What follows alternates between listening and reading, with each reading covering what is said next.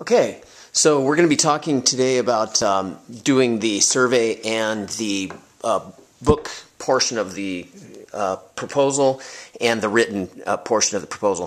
This is how you want to walk in. You want to walk in with a obviously your business card and a blank piece of paper so you can take some notes. Once you get somebody who is interested in doing a proposal or who's going to be there for the next half hour, 45 minutes, so that you can do a proposal and they're interested, then you want to give me a call or Josh or whoever's going to be doing sales support for you, and let us know, or you can text us, just let us know that you're going to be doing a count so that we can make sure that if we're in an appointment, we'll get ourselves ready so that we'll be ready when you have those numbers for us. So try and give us a little bit of lead time, and then the next step is, basically you're going to be giving your card to your customer, and you're going to map the facility. I like to use a map format so you can remember what where things are. If you ever lose count, you can go back to your map and figure out where you lost count. So basically, try and put as much detail in as you can, different walls of the building, where the front of the building is. Here I've got, the QC, quality control, kitchen break room, reception area, office. Try and draw those lines. And I'm saying what's in there: 17 2x4 T8s, 12 3x4 T12s, 4 2x4 T8s, etc. And then you can go down through. Once you have this, obviously, you will be able to go and just get your final counts of what you have. Then you transfer that over to the other side of your form, over to your agent survey form, once you've compilated everything that's there. And like on this example, we've got 106 R30s in the location. That would be in the the sales floor and the bathrooms. R30, 65 watts, R30 CFLs is what we're going to be going to. Compact fluorescent, proposed watts, 16 watts. Again, it's about a quarter of the wattage. Quantity, there's 106 of them. Number of lamps is 106 because these are lamps. And number of fixtures, 106 divided by 10, it's 11 fixtures. Weekly hours, it's 102. When you fill out this form, you want to make sure that you get everything filled in up in the top sections. Length of the lease.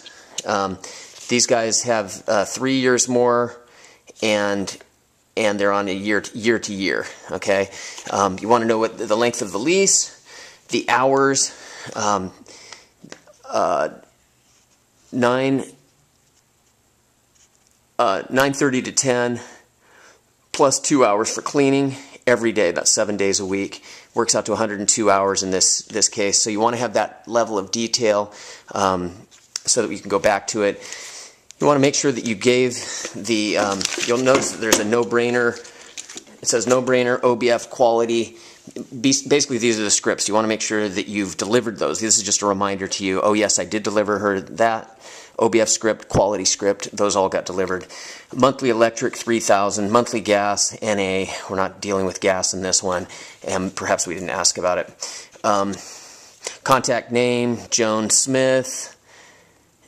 Email and phone. Make sure that you've got all that stuff. If you have a business card, you may not need to put it in right now at this point because you've got all that information, but just double check it. Okay, look on the card, make sure there's an email, etc. Okay, and then next step, you're going to transfer everything that you did on the map. On the map side, you're going to finish it up. Again, you go down, figure out 106 R30s, and I like to circle that when it's my total, okay, just so I can remember. And then what else do we have on this deal? Looks like there's 20 3x4 T8s, 20 3x4 T8, and again, those are our totals. Okay, then once you have those totals, bring them over to the other side. You transfer them onto your agent survey form. Okay, line by line, you go through, put the weekly hours on it. Okay, and then once you're at at that point, and you've got all the weekly hours and all of the measures that you're going to be changing, you call me.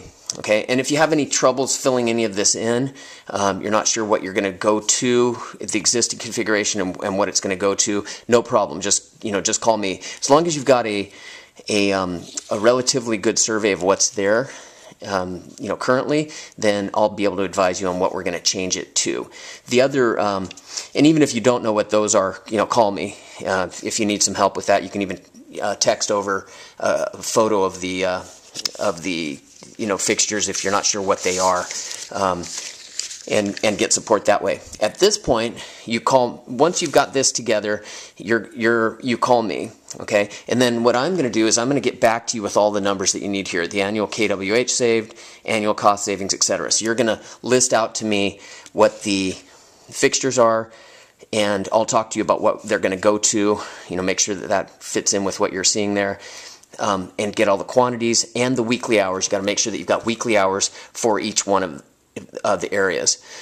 For example, if these are 30s, there's 106 of them. If they're all going to be on the same time, that's fine, and that's why I've got 102 hours here for all of these. But let's say half of them are in the warehouse and half of them are in the showroom floor, and the warehouse only runs 60 hours a week. Okay, then I need two lines, so I'd need the R30s broken down. In fact, that's what I've got here.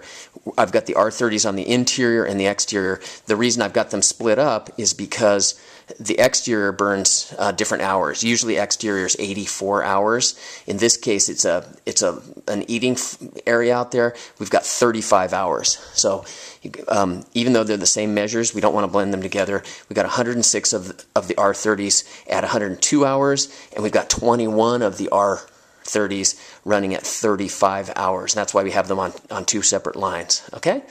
The 3x4 T8s, again, we want to make sure we've got the hours. In this case, it's going to be the 102 hours as well. Incandescent jelly jar, this is in the kitchen area. Those are also going to be burning at the same 102 hours. A refrigerator, refrigerators burn 24/7, so that's going to be 168 hours. These are all weekly hours. Okay, so now at this point, you give me a call. I help you fill in this portion at the bottom, and then this portion at the bottom you're going to transfer over to your presentation form. Okay, so at this point you give me a call, and you've got all the numbers that you need, the weekly hours and the type of technology and what we're going to go to. So then I'm gonna get on the phone with you. I'm gonna take the information, and then I'm gonna say, hey, I'll call you back in 3 or 4 minutes. I'll generate the information. I'll quiz you, also help you, kind of guide you through what's there, if there are any opportunities for sensors that we can put in, other things.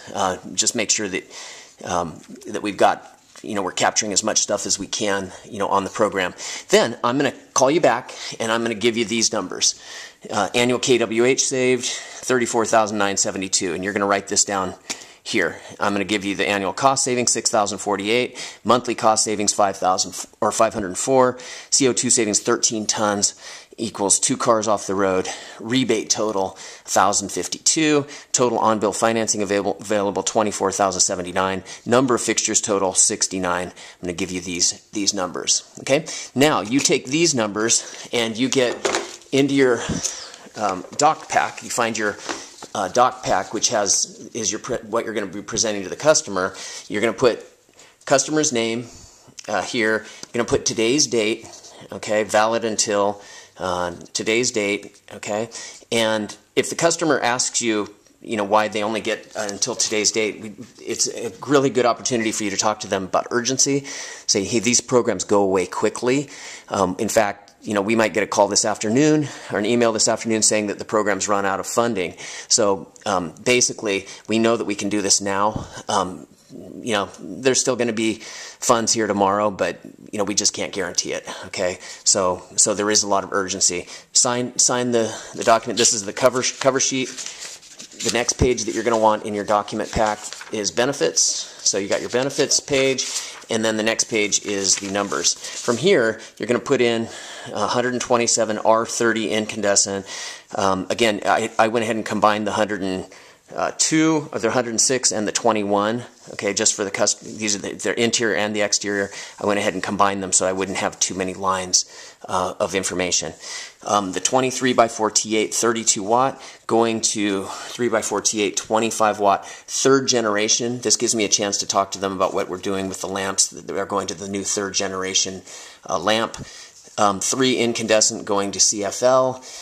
4 shoebox metal halide going to shoebox induction / CFL. Sometimes we try to leave it as open as possible if we don't know if we're going to be doing induction or CFL because we haven't inspected it yet. We try and just leave those as possibilities. So you might have induction / CFL / LED, things like that. Even on this one, the CFL, we could be putting CFL / LED because again we don't know, and that gives the customer a chance to say, oh yeah, I need LEDs or I need CFLs, whatever that that is, so that you can find out. But leaving those options open in the beginning is good, and that's how you do it. Okay.